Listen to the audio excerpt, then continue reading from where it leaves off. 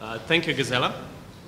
Thank you, everyone, for showing up for this session, which is, I guess, is very different from other talks that have been presented here. I will simply say a couple of things that I'm currently working on as a philosopher and as an academic, which hopefully you will find relevant to your work, which hopefully you will find useful to your work. But if not, at least I really do hope we will not take too much of your time. And Marija will say something that will respond more directly to discussions that have been made today and in the previous days. So, let's go for it. So, truth in politics, this is the topic that I want to talk about. And this is the title of the project that I'm working on here at the Center for Advanced Studies in Rijeka. Now, the rationale for this, so why is this important to use the language that FACE has given us, is that, well, on some level recently there has been definitely a surge of the question of truth in political debates, especially, of course, surrounding the election of Donald Trump to the position of the President of the United States. Phrases like post-truth politics, alternative facts, fake news seem to be thrown around quite a lot. What I feel is that this is, at least to an extent, an exaggeration and simply fashionable phrases. When I was younger, the phrase that was used was disinformation. Now we say fake news. I think the old term was simply disinformation, and before that, I think the term was propaganda. So these are. Sorry. All right. Thank you. Thank you. You'll explain to me how they are different. I wanted to make a joke, but I will not, because I think this is serious. No, it's just I also don't understand what's the difference between... The joke that I wanted to make is that I also don't understand the difference between a friseur and a hairstylist, or a hairdresser and a hairstylist, but there probably is a huge difference. Okay, that's the one joke I was allowed to say, and now I'm done. I'm done with jokes. I have to go back, and let's keep this short. So at least to some level, I think these are just new words and not really new concepts. But nevertheless, I do think that the concept of truth is, at the very least, interesting when we enter political sphere, especially, of course, to someone like me who thinks of himself as a philosopher. There is a long tradition of this topic in philosophy, and I will try to just focus on some of the important examples that, that I find they are important, and I think they could be helpful to the debate that's been brewing here. So the first reference is Plato. Everybody, of course, remembers the allegory of the cave. Even if you never were exposed to any philosophy, you have definitely heard about the allegory of the cave. And you will also probably remember that the philosopher, as Plato envisages him or her, is someone who does not only walk out of the cave and look at the sun, the true source of ideas, of truth, but is also someone who has the duty to come back to the cave and confront people with this experience of truth, with this event of truth. And the interesting point that Plato makes is that he expects that people will not react with enthusiasm to the message. So Plato says that he does not expect that people will like what the philosopher has to say to them. They will not welcome truth with open hands. This is basically the message. And the image is almost the one from the Matrix movie with Keanu Reeves and everything. There is a group, like the supposition is that there is a group of metaphysicists who want to unchain us from our slave reality. Though most of us would probably prefer to live in our fantasy. So this is the philosophical topic, I think, that remains at the core of the tradition. Now, the immediate result for people who are interested in the political field is a very difficult situation, I think. Especially in a democracy, where the political power is given to the group with the most votes. If one wants to get to power, it seems that it is much easier to win votes by telling people things that they want to hear, quite regardless of the question whether they are true or not. So this is something that is, is in the concept of democracy itself. The power is given to those who get the most votes, but to get most votes, it's quite questionable if telling the truth is going to win you most votes. I mean, this is at the very core of democracy. In science, for instance, it is very clear that decisions in science are not based on popular opinions. They're not based on votes. You cannot propose a scientific theory and then put it up to votes.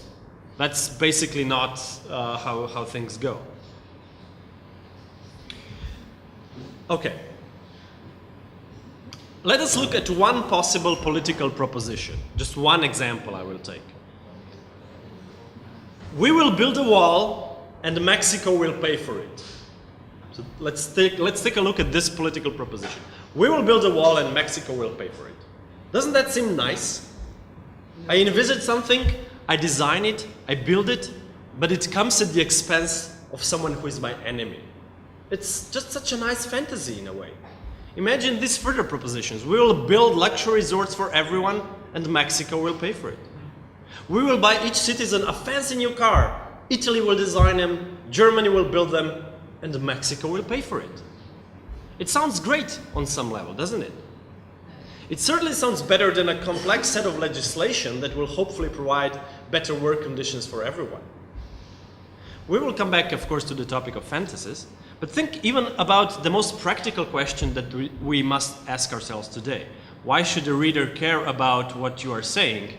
Again, a reference to the mantra. For Plato, the answer seems to be very simple at the end of the day.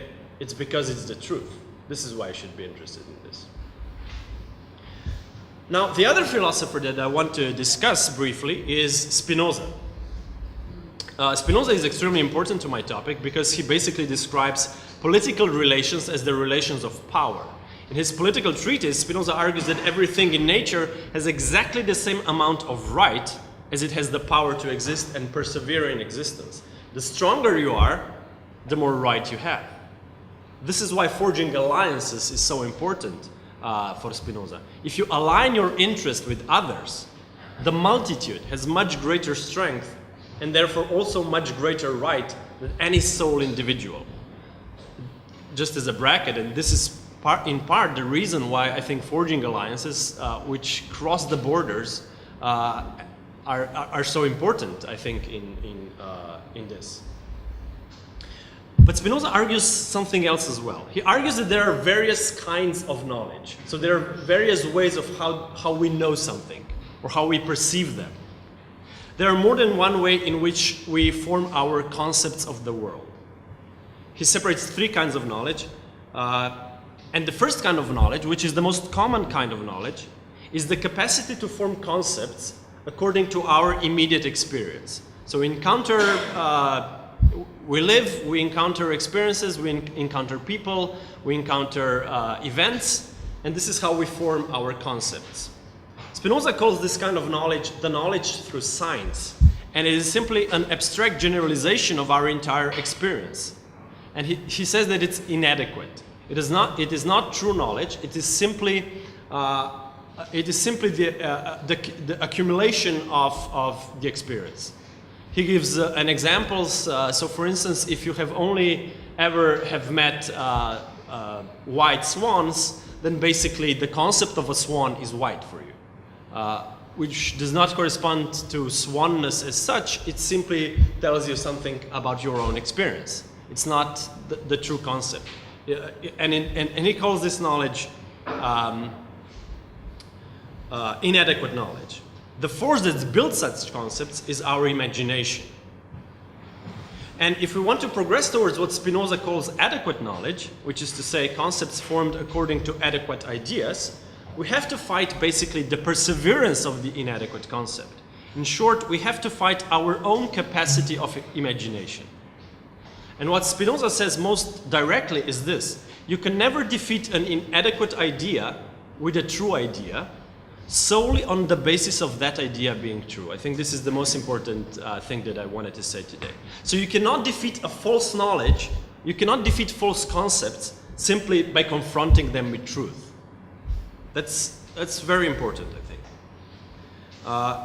It's very important in considering any sort of public debate. This conflict works, by the way, even on the level of psychology. To give just one example from my actual life, recently I was talking the other day with Elena that I as a father feel the burden that I have to provide stable income for my family. And Elena reminded me that this is of course sexism and that my feelings of responsibility are socially imposed. I agree with that completely. But the fact that I not only agree with that, I know that in a way. But the fact that I know that it is a socially imposed role doesn't really help me defeating this feeling. And if you want another example from the field of psychology, it is known that Freud observed in his patients that when he simply explains to them what their problem is, such as, for instance, something regarding their mother or whatever, it doesn't have an immediate curing effect. There is no such thing as, now I get it, I see, and now I can walk freely, I'm cured. It's not something that, once, you can't be told the truth and then you're suddenly cured. It's not how therapy works.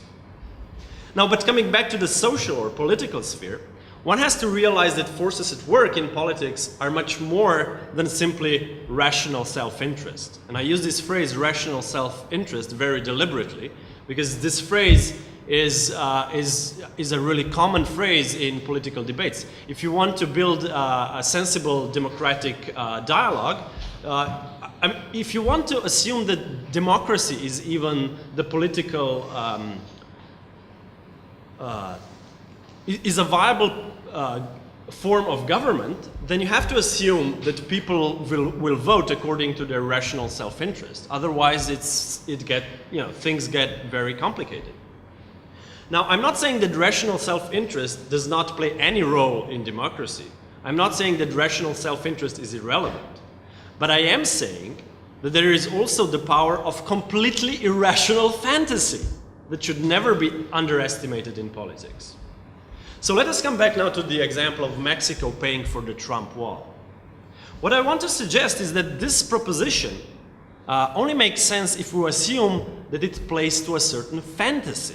A fantasy which is not a random fantasy. It's not the same as saying, okay, we will buy cars for everyone and Mexico will pay for it. That wouldn't work. It has to be the wall and Mexico will pay for it. Why? Because this proposition plays to a profoundly ingrained fantasy within the American system, which is the fixation on the idea of the Mexican, the evil Mexican who comes to my country, to America, and enjoys the glory of America, of the best country God ever created on earth, and he enjoys this at my expense. That's the idea. So Mexican enjoys America so that I cannot, and he does it at my expense.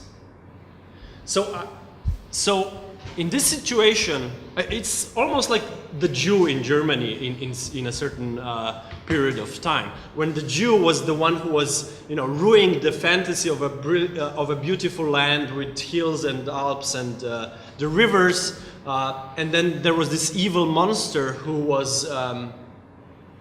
was ruining this and also earning money on this, like at the expense of the good German, the blonde German. So the Mexican here is almost like, it's comparable, let's say. And here then comes someone who gives, I think, the ultimate answer. He comes with the proposition, the strong man will build a wall that will keep the Mexicans out, and he will build it at the Mexicans' expense. Like, this is the ultimate fantasy. That he will build this wall at the Mexicans' expense. This feels like the ultimate answer. And it doesn't help to tell the person, this is the point. It doesn't help to the voter that walls won't stop ladders. Like, if you confront them with truth and tell them, listen, no matter how tall a wall you build, you can bring a ladder that is higher. No matter how, and even if it's too high for any wall, there are also planes. it will not help to win that vote for your cause. Truth will not be enough. It doesn't help to tell them, to tell that person that there already is a fence between Mexico and USA. It doesn't help, even though it's true.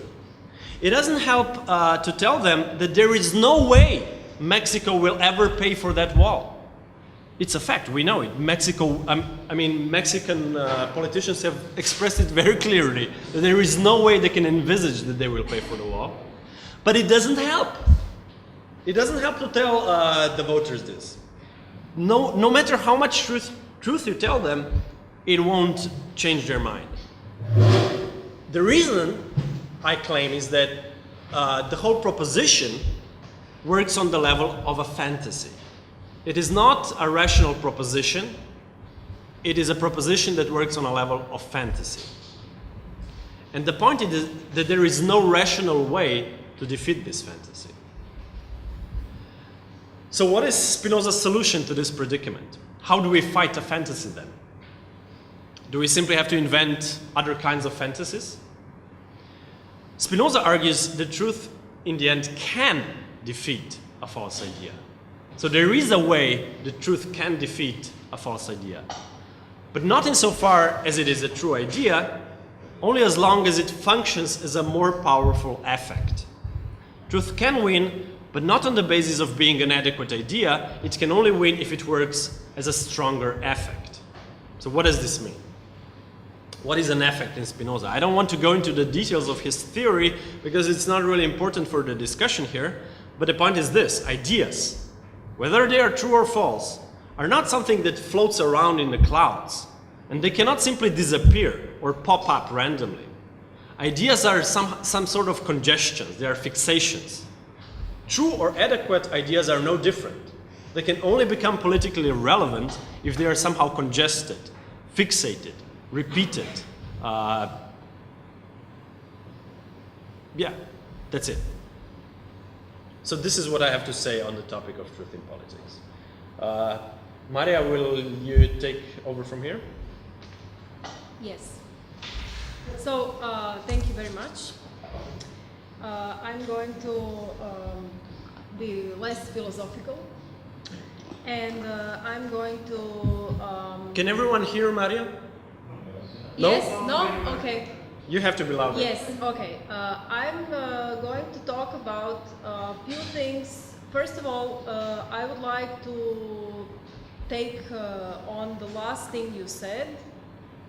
And I think that for the new left, or for your discussions that you have been discussing in order to have a platform that would go out and that would somehow really reach the people, I think that your last point, which says that you cannot defeat the false knowledge simply by confronting it with truth, and that you can defeat it if you can produce a stronger affect. So I think this is important for the left, in a sense that maybe the left or your platform should ask itself, what is the way to claim stronger affect? So what is what can we do to influence people more strongly? And my sub-question would be how to claim stronger affect, since the right politicians seems to have taken over the majority of very important affective everyday phenomena, such as we might call them phenomena close to the heart, such as family, religion, marriage, homeland, and so on. So since in majority of the countries, since the right has taken over these affective things close to the heart, the left should ask itself, what is the way how to approach people in a more, how to get to their importances, lives and emotions, how to do something what is real to them and what at the end of the day will matter for them. Because yesterday we had a very interesting discussion and somebody said that the left actually has better and more appealing goals for the people themselves, like social justice. It has only just to get out of for them in the right manner. So I think that this is something that you should be talking or thinking about. So this is the first thing. I would like to just, by listening to you for the past 2 days, in my field, I'm more in the field of theory, so this is maybe overly practical for me, but also very, very interesting. I would like to just tackle 4 issues that I think that maybe might be missing or might be interesting in this particular political moment. And first, the first one was already mentioned by Besian just before, and this is responsibility. Now, I think that responsibility in politics is very, very important. And also when we ask ourselves, what is the truth? Is it even a useful category in politics? Because today, you know, people actually vote for politicians who say one thing before the elections and then very often do another thing after the elections. So the question of truth and responsibility is becoming more and more hot issue, and I think that we should take it into account. Politics is somehow losing ground. Politicians are seen as selfish and useless. Less and less people over the world are voting, as if they'd say, oh, nothing can be done anyway, they're not reliable, they're saying one thing, doing another thing. And there's also another phenomena. As politicians are not being responsible, it somehow reflects the so-called normal people, the citizens, who also say, we have the right not to be accountable, look at them, I would also steal, why would I not steal, why would I have to be which brings me to another thing that I wanted to talk about, closely linked to responsibility, is credibility. The new left, or the platform that you want to do and that you want to tackle the real people with it, should be credible. So credibility is a very important thing, because I don't know if I'm just going to briefly tell you, in the last week in Croatia, I don't know if you know what happened. So we had local elections, we had municipal elections. So the week before, even the day before the elections, in the election campaign, the leftist, the People's Party was saying, of course, we are not going to make a coalition with the right, we would die before making a coalition with the right, and so, and of course, what did they do? The elections were over and they made a coalition with the right. And how I see it is, by this political suicide, they actually both are losing, because both sides are losing credibility, both sides are losing responsibility, and they are doing exactly that what people are saying. Okay, why should I vote? Because they say one thing, they do another thing, and this is something that I think should be taken into account. The third kind of concept that I want to talk about is universality. So yesterday we were talking about whether this is Southeastern Europe or the Balkans, or you know, how should we call it? I think I think we are actually talking, when we're talking about the left and the right, today we are talking about some kind of global phenomena, and we are talking about we should be talking about our common future and about the international level, and I think that it is completely justified to use universal concepts like truth, politics, and morals that are usually used only as platitudes, as some kind of empty bumper stickers or words.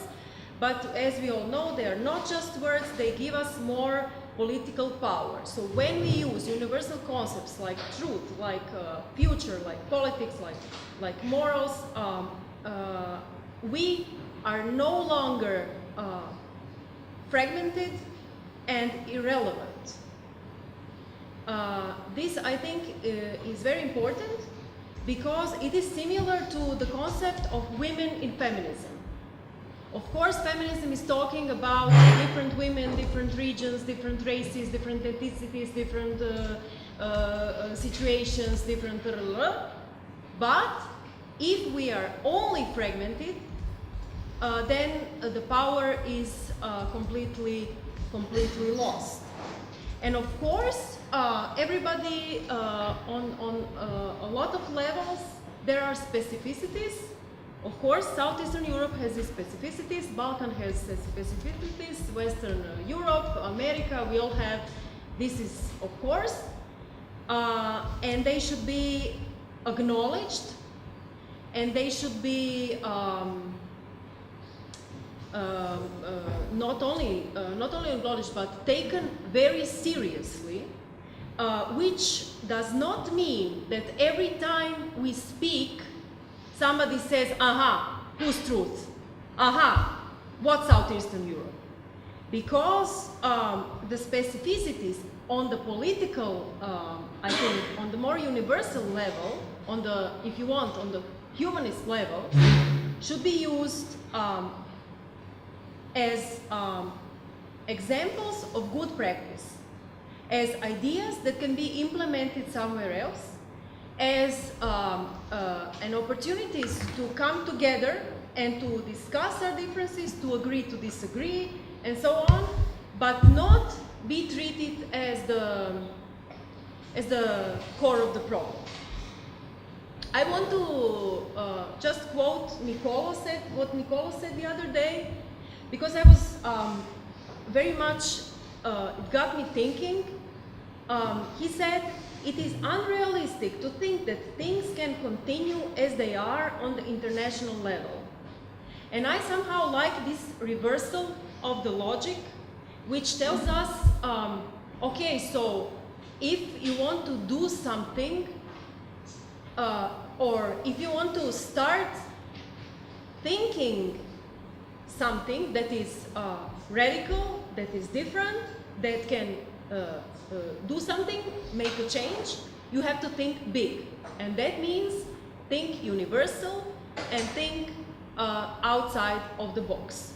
No matter the specificities which have to be acknowledged but are not the most important thing. And the fourth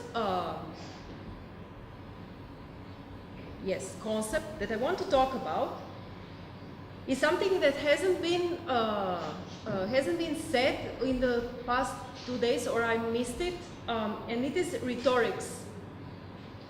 And I think that the left should start thinking about rhetorics. I have been thinking about it a lot in the past months, years maybe.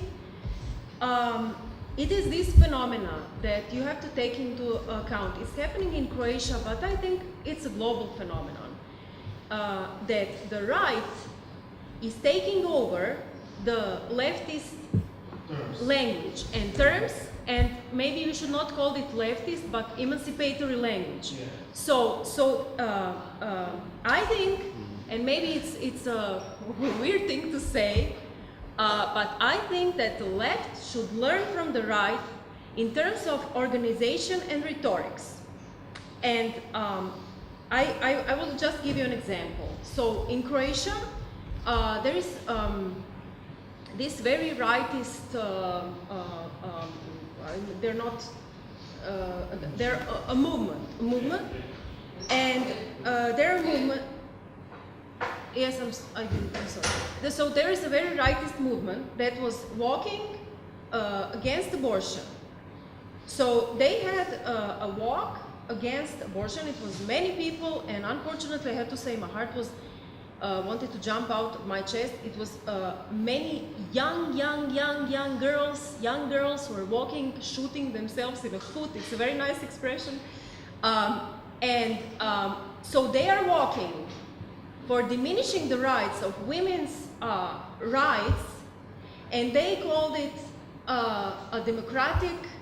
They are walking for everybody's rights, democracy, and also they called this walk, which is ingenious, really something geniusly put.